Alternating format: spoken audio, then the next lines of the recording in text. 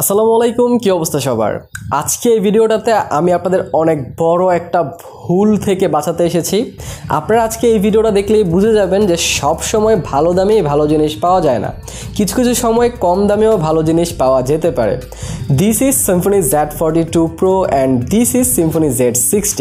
এই দুটো ফোনের মধ্যে আজকে আমরা ফুল কম্প্যারিজন করব অ্যান্ড জানার চেষ্টা করব, বোঝার চেষ্টা করব যে Symphony Z42 Pro 11,999 টাকা হলেও Symphony Z60 যেখানে 10,499 টাকা, সেইটার সাথে টক্কর দিতে পারে কিনা অ্যান্ড এই দুইটার কমব্যাটে কে আসলে এগিয়ে থাকে। তো হ্যালো গাইস, কেমন আছেন সবাই?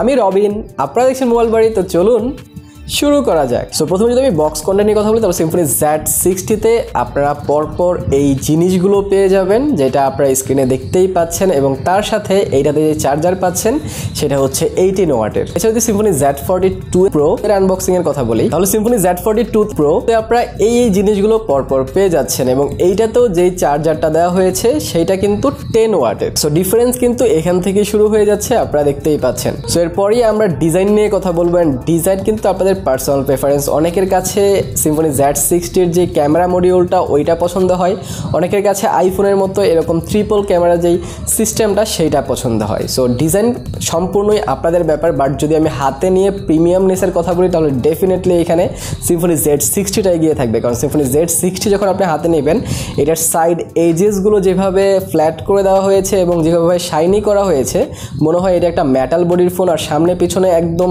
স্ট্রং গ্লাসের কারণে এইটা ফিলটা কিন্তু কোয়াইট প্রিমিয়াম ফিল হয় যদি আমরা কম্পেয়ার করি Symphony Z42 Pro এর সাথে। এছাড়া যদি দুইটার আমি পোর্টস অ্যান্ড বাটন নিয়ে কথা বলি, তাহলে Symphony Z60-তে আপনারা বটম সাইডে পেয়ে যাচ্ছেন একটা স্পিকার গ্রিল, একটা মাইক্রোফোন, একটা টাইপ সি পোর্ট অ্যান্ড একটা headphone Jack. And headphone Jack অনেক ইম্পর্টেন্ট। রাইট সাইডে আপনারা volume rocker and power button পাচ্ছেন, অ্যান্ড পাওয়ার বাটনে কিন্তু ইন্টিগ্রেট করে দেওয়া হয়েছে ফিঙ্গারপ্রিন্ট সেন্সর, এবং লেফট সাইডে আপনারা পেয়েছেন একটা কমপ্লিট সিমটি, যেখানে দুটো সিম কার্ডের পাশাপাশি একটা মেমোরি কার্ডও ইউজ করতে পারবেন। অ্যান্ড টপ সাইডে একটা নয়েজ ক্যান্সেলেশন মাইক পেয়ে যাচ্ছেন।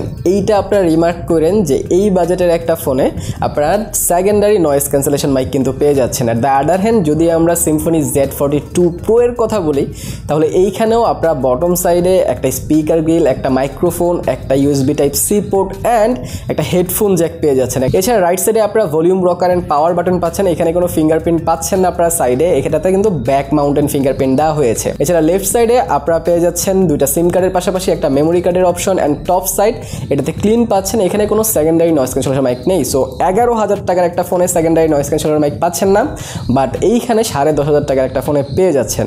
তো ডেফিনেটলি এখন অবধি যেই জিনিসগুলো আমরা কম্পেয়ার করেছি সেখানে কিন্তু একচেটিয়া এগিয়ে আছে Z60, বাট এই সমীকরণটা পাল্টেও যেতে পারে, দেখতে থাকেন। এই যদি আমি ডিসপ্লে নিয়ে কথা বলি, তাহলে এখানে Symphony Z60-তে আপনারা পেয়ে যাচ্ছেন 6.52 ইঞ্চির একটি IPS LCD প্যানেল, যেটা HD+ রেজলিউশনের, এবং এটার PPI হচ্ছে 263। আর এই ফোনটাতে সবচেয়ে বড় অ্যাডভান্টেজ হচ্ছে আপনি এই বাজেটে 90 হার্জের রিফ্রেশ রেট পেয়ে যাচ্ছেন। সো 90 হার্জের রিফ্রেশ রেটওয়ালা প্যানেল আপনার 10,499 টাকায় পেয়ে যাচ্ছেন। It's insane, right? এছাড়া যদি আমি Symphony Z42 Pro এর কথা বলি, তাহলে এইখানেও কিন্তু আপনারা 6.52 ইঞ্চির একটি IPS LCD ডিসপ্লে পাচ্ছেন। এইটাতেও HD+ রেজলিউশন পাচ্ছেন, বাট এইখানে কিন্তু PPI খানিকটা বেশি পাচ্ছেন, 269। কিন্তু এইখানে আপনারা কোনো প্রকার 90 হার্জের রিফ্রেশ রেট পাচ্ছেন না। বাট যদি দুইটা আপনারা পাশাপাশি রেখে দেখেন, তাহলে ডিসপ্লেতে হয়তো এতটা ডিফারেন্স লক্ষ্য করবেন না, কারণ দুইটা প্যানেল অনেকটাই অ্যাকুরেট। হয়তো শার্পনেসের একটু এদিক সেদিক আপনাদের দেখা যেতে পারে। ইনডোরে আপনারা কোনো প্রকার প্রবলেম হবে না দুইটার একটাতেও, বাট আউটডোরে ডেফিনেটলি 263 অ্যান্ড 269 PPI থেকে একটু বেশি হলে ভালো হতো, তাহলে শার্প ইমেজও পেতেন। আর ব্রাইটনেস নিডসটা আর একটু বেশি হলে ডেফিনেটলি ব্রাইটও আর একটু হতো ডিসপ্লেটা আউটডোরে, সেক্ষেত্রে আর একটু ভালো হতো। বাট 90 হার্জের রিফ্রেশ রেটের কারণে ডিসপ্লেতে তো অবশ্যই এগিয়ে থাকবে Symphony Z60। এই যদি আমি UI অ্যান্ড OS নিয়ে কথা বলি, তাহলে Symphony Z42 Pro-তে আপনারা Android 11 পেয়ে যাচ্ছেন, অ্যান্ড Symphony Z60-তে আপনারা পেয়ে যাচ্ছেন Android 12। দুটাতেই অনেক সিম্পল অ্যান্ড মিনিমালিস্টিক UI ব্যবহার করা হয়েছে। এখানে ইউজার ইন্টারফেসটা অনেকটাই মিনিমাল, কোনো প্রকার অ্যাডওয়্যার ব্লোটওয়্যার আপনারা পাচ্ছেন না, একদম সিম্পল সিম্পল স্টক অ্যান্ড্রয়েড একটা ফিল পাবেন। সেক্ষেত্রে Symphony Z60 এর কথা বলেন অথবা Symphony Z60 Pro এর কথা বলেন, দুইটারই ইউজার ইন্টারফেস কিন্তু আপনাদের কাছে ভালো লাগবে। বাট যদি স্মুথনেসের কথা বলি তাহলে এখানে little bit better smooth feel হয়েছে আমার কাছে Symphony Z60-কে, বিকজ অফ এখানে 90 হার্জের রিফ্রেশ রেটের কারণে সব অ্যানিমেশনগুলো খুব স্মুথলি রান করছিল এবং দেখতেও ভালো লাগছিল। দ্য আদার হ্যান্ড যদি আমি Symphony Z42 Pro এর কথা বলি তাহলে সেইখানেও ভালোই এক্সপিরিয়েন্স ছিল, বাট ডেফিনেটলি 90 হার্জের সাথে যখন আপনি তুলনা করতে যাবেন খানিকটা তো ফ্যাকাশে মনে হবেই আপনার কাছে, সেইটাই আমার কাছে ফিল হয়েছে। সো ইউআই এর দিক থেকেও কিন্তু Symphony Z60 এখানে এগিয়ে থাকবে। এছাড়া আমরা এবার চলে এসেছি মেন সেকশন, এটার পারফরমেন্স সেকশনে। Symphony Z60-তে এখানে আপনারা ইউনিসকের T606 12 ন্যানোমিটার আর্কিটেকচার বিল্ড করা একটা অক্টাকোর প্রসেসর সেইটা কিন্তু পেয়ে যাচ্ছেন। আর যদি দ্য আদার হ্যান্ড আমরা Symphony Z42 Pro এর কথা বলি তাহলে এইখানে আপনারা Helio G25 এইটাও 12 ন্যানোমিটার আর্কিটেকচার বিল্ড করা একটা অক্টাকোর প্রসেসর সেইটা পেয়ে যাচ্ছেন। সো এই দুটোর মধ্যে যদি আমি ডিরেক্ট কথা বলি তাহলে ইন পেপার এখানে কিন্তু Symphony Z60-র পারফরমেন্সটা এগিয়ে থাকবে Symphony Z42 Pro এর সাথে যদি কম্পেয়ার করেন আপনারা। Symphony Z60-তে আমি গেম খেলেছি অ্যান্ড আমি এটাতে বেশ কিছু রকমের হার্ড টাস্ক করেছি, সেখানে কিন্তু আমাকে বেটার এক্সপিরিয়েন্স দিয়েছে Symphony Z60।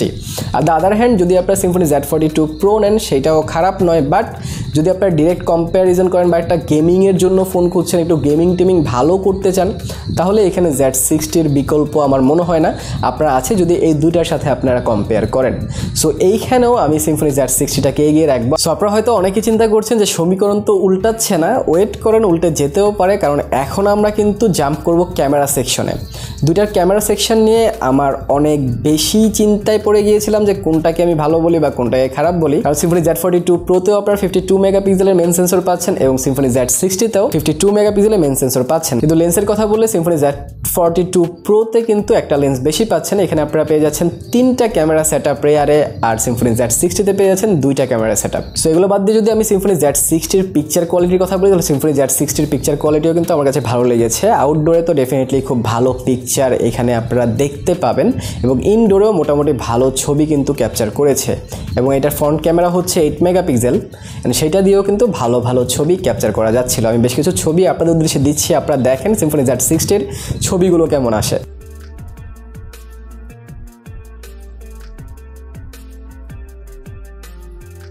এছাড়া যদি আমরা Symphony Z42 Pro এর ক্যামেরার ছবিগুলো আপনাদেরকে দেখাই তাহলে আপনারা অবশ্যই এখানে দেখতে পাচ্ছেন যে Symphony Z42 Pro এরও আউটডোর পিকচার কোয়ালিটি কতটা ভালো এবং ইনডোরেরও পিকচার কোয়ালিটি কতটা ভালো, এবং এটাতেও কিন্তু আপনারা 8 মেগাপিক্সেল ফ্রন্ট ক্যামেরা পেয়ে যাচ্ছেন এবং সেটার সেলফি কোয়ালিটিও খারাপ নয়। এটারও আমি বেশ কিছু ছবি আপনাদের উদ্দেশ্যে দিচ্ছি, আপনারা দেখতে থাকেন। এছাড়াও কিছু ছবি আমি পাশাপাশি কম্পেয়ার করে দিচ্ছি, আপনারা নিজেরাই ডিসাইড করেন যে কোনটার ক্যামেরা আপনার কাছে ভালো লেগেছে। যাই হোক আপনারা বুঝতে পেরেছেন যে কোনটার ক্যামেরা ভালো বা কোনটার ক্যামেরা আপনাদের নেওয়া উচিত। আমার মতে দুইটাই অনেক হেড টু হেড কম্পিট করে। সো এইখানে আমি দুটাকে ড্রয়ের আকারে রাখবো, কোনোটাকে এগিয়ে বা পিছিয়ে রাখবো না। আপনারা হয়তো ওয়েট করে আছেন যে ফিঙ্গারপ্রিন্টের স্পিডটা তো দেখানো হয় নাই, তাহলে আমি আপনাদেরকে Symphony Z60-র ফিঙ্গারপ্রিন্ট স্পিডটাও দেখাচ্ছি। আপনারা দেখতে পারেন Symphony Z60-র যে ফিঙ্গারপ্রিন্ট স্পিড সেটাও কিন্তু ভালো ছিল, দেওয়া মাত্রই খুলে যাচ্ছিল, হালকা একটু সময় নেয়, বাট ডেফিনেটলি এই বাজেটে এটাকে কনসিডার করা যায়। কিন্তু যদি আপনাদেরকে আমি Symphony Z42 এর কথা বলি তাহলে এটা কিন্তু ইনস্ট্যান্ট খুলছিল, হালকা সময় এটাতেও নেয়, বাট স্লাইডলি ফাস্টার আমি বলবো Symphony Z60 থেকে। সো ডেফিনেটলি Symphony Z42 Pro-কে আমি ফিঙ্গারপ্রিন্টের দিক থেকে স্লাইডলি এগিয়ে রাখবো। সো এবার কথা বলবো ব্যাটারি ব্যাকআপ নিয়ে। দুটাতেই আপনারা 5000 mAh ব্যাটারি পেয়ে যাচ্ছেন, কিন্তু Symphony Z60-তে 18 ওয়াটের fast charging and fast charger in the box পাচ্ছেন, তার ঠিক অপর প্রান্তে Symphony Z42 Pro-তে কিন্তু আপনারা 10 ওয়াটের ফাস্ট চার্জিং পাচ্ছেন এন্ড 10 ওয়াটের চার্জারই আপনারা বক্সে পেয়ে যাচ্ছেন। দুইটার ব্যাটারি ব্যাকআপ তো সিমিলারই ছিল, বাট দুইটার মধ্যে কিন্তু ডেফিনেটলি ফাস্ট চার্জিং এর কারণে এগিয়ে থাকবে Symphony Z60। আর এদের মধ্যে একটা যে মেইন পার্থক্য রয়েছে সেটা এটা ডিসপ্লেতে, যেটা আমি উল্লেখ করিনি। Symphony Z60-তে আপনারা 5 হোল ডিসপ্লে পাচ্ছেন, তার ঠিক অপর প্রান্তে Symphony Z42 Pro-তে আপনারা পেয়ে যাচ্ছেন নচ ডিসপ্লে। সো এটাও কিন্তু অনেকের জন্য ডিল ব্রেকার হতে পারে, কারণ অনেকের কাছে ফুল এই স্ক্রিনটা Symphony Z60-র ভালো লাগবে। সো আই হোপ আপনারা সব কিছু বুঝতে পেরেছেন অ্যান্ড আপনারা একটা ভালো ডিসিশন আপনাদের মধ্যে মেক করতে পারবেন। এছাড়াও যদি আপনারা Symphony Z60 অ্যান্ড আইনোভা, সিম্ফনির যেটা নতুন প্রোডাক্ট আইনোভা 10, সেইটার মধ্যকার একটা সেই লেভেলের লড়াই দেখতে চান তাহলে আপনারা এই ভিডিওটা দেখে নিতে পারেন। ভালো থাকেন, সুস্থ থাকেন। ভিডিওটা ভালো লাগলে লাইক, কমেন্ট, শেয়ার, সাবস্ক্রাইব করে দিয়েন। দেখা হবে পরে ভিডিওতে। টিল দেন, আল্লাহ হাফেজ।